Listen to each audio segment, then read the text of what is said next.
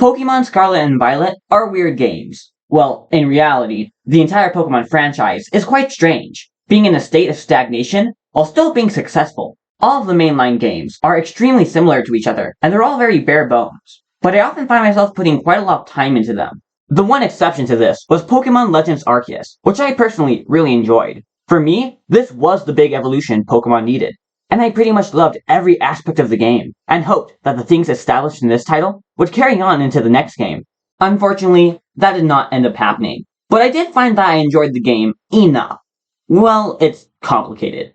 But before I get into the game, I just want to say right off the bat, I will not be getting into the glitches or lag problems in this review, because I personally have never really experienced them. There was one time where my friend became a giant, but that was pretty much it.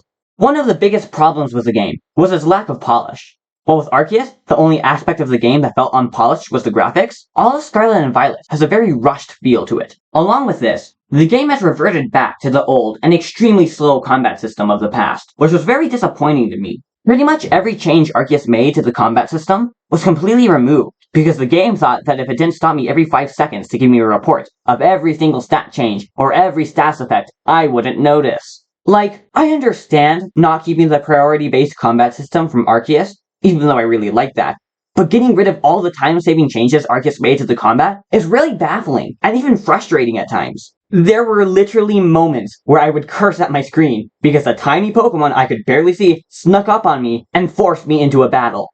Another frustration of the game was the open world. Even though they made it seem like you could do the gyms and objectives in any order, they didn't scale anything to your level. So if you wanted to have a quality experience, you would probably just do the gyms in order from lowest level to highest level. Another disappointment was the online. Though you can technically go through the entire game with a friend, there was nothing you could really do together besides some raid battles and just watching the other person run around. Though all of this said, the core Pokemon experience is still fun and kept me playing until the credits rolled. In the end, it's just the same old story as all the other Pokemon games. If you like Pokemon, you'll love this. If you don't like Pokemon, you'll hate this. And if you've never played a Pokemon game before, just do Arceus, there's the same prize.